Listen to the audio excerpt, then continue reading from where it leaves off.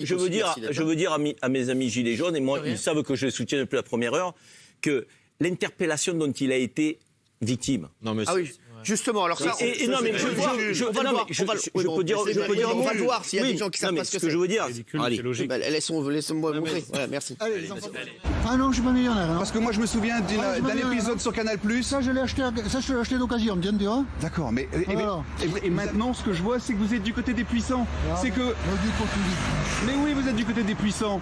Et ça, vous pouvez pas le nier quand on prend toutes vos chroniques bout à bout. Je ne peux rien nier de vos accusations. Je ne peux rien nier de vos accusations. Mais voilà, c'est pour ça que je ne peux pas nier. Parce que les gilets jaunes sont du côté de la vérité, monsieur. Parce que tout ce que vous dites... Et vous êtes du côté du mensonge et de la manipulation. Parce que tout ce que vous dites est vrai. Voilà. Et tout ce que je dis, moi, est faux. Voilà, alors, tu vois, pourquoi je voulais qu'à un moment donné, on termine sur ça? Parce que je pense que ce qu'on vient de voir doit tous nous mettre d'accord. Mais ils sont pas pour haïsser Mathieu. Je viens de dire, doit tous nous mettre d'accord. Ça, c'est inacceptable. C'est l'inquisition. C'est tout ce qu'on n'a pas le droit de voir dans notre pays. Mais c'est beaucoup plus fréquent que vous le croyez. Oui, mais monsieur parlait. Mais c'est pas parce que c'est fréquent qu'on doit l'accepter. Et des préjugés. Les voilà. Là, c'est vraiment. Les préjugés. Mais attendez, Haïk et Mathieu, ils ne fonctionnent pas du tout. Non, mais attendez, moi, là-dessus, il y a deux choses.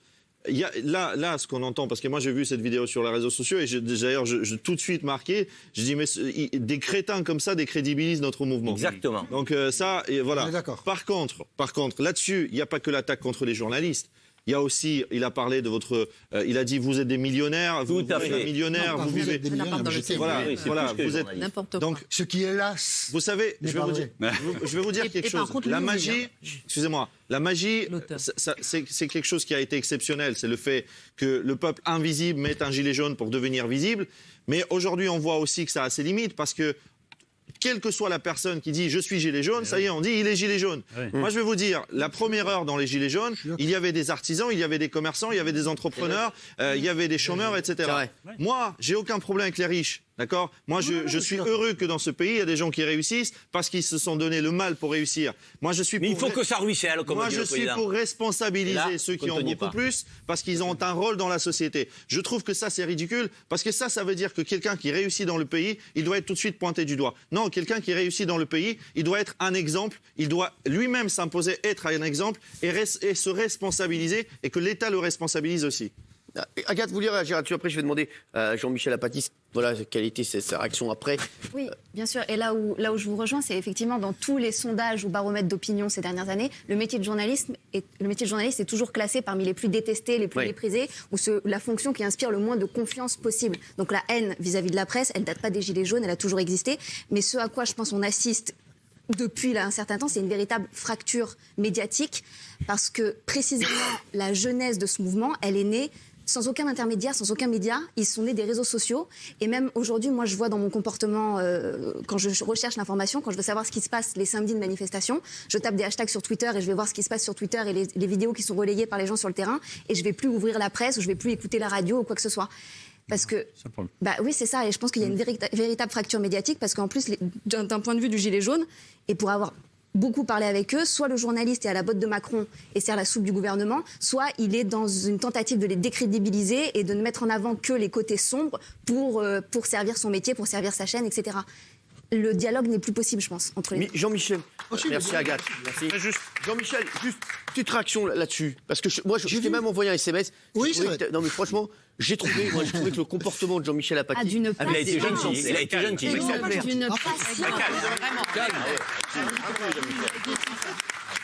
Je sors dans la rue et il y a quelqu'un qui dit mon nom. Et donc, je comprends que c'est quelqu'un qui a envie de parler, assez vite, quoi, qu'il a envie de parler du traitement des journalistes. Et je vois qu'il me filme. Mais moi, j'aime parler avec lui parce que j'aime parler du journalisme. C'est ce qu'on voit. J'aime expliquer les choses. J'aime dire que moi, dans ma tête, je suis tout seul. J'attends pas que ma chaîne m'appelle de l'Élysée. Qu'est-ce que tu vas dire demain? Bien sûr. J'attends pas ça. Moi, j'ai envie d'expliquer ça. J'ai envie d'expliquer comment je fais mon métier, parce que je pense que la manière dont je fais mon métier est la manière dont l'immense majorité des journalistes en France font leur métier. Nous avons une véritable... Alors, peut-être qu'on fait des erreurs, mais nous avons une véritable liberté. Et donc, j'ai voulu l'expliquer à cette personne qui voulait des informations. Alors après, le dialogue évolue parce qu'en fait, il ne demande plus comment je travaille, il me met en cause moi. Donc ça n'a plus aucun intérêt. Bon, là, après, on s'est embarqué dans une discussion jusqu'à la quenelle qui était bête. Mais aussi souvent qu'on le peut, à mon avis, on doit expliquer comment on travaille. Alors, peut-être qu'on ne travaille pas bien, mais on travaille librement. Mais est-ce que Et ça, il faudrait quand même l'entendre. Juge Jean-Michel, est-ce que vous comprenez voilà, qu'il y a de plus en plus de journalistes, même de personnages publics, il a interpellé Bernard Tapie, il y en a d'autres qui sont interpellés comme ça et qui sont filmés Non, c'est agressif. Non, il ne faut pas encourager ça. Voilà. D'ailleurs, presque personne ne lui répond pour ça. Oui. Pas parce que... Moi, je suis quelquefois dans la rue comme ça, on me dit, ou je sais pas quoi. Bon.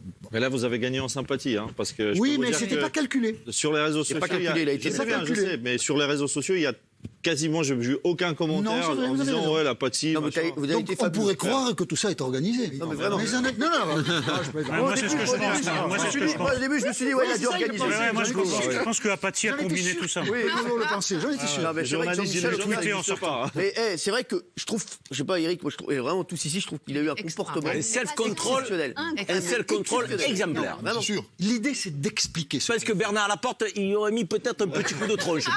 Je lui fais traverser la vitre là, que je vois derrière. On peut pas encourager des gens qui volent des images dans la rue. On peut pas encourager ce type d'attitude, ça c'est vrai.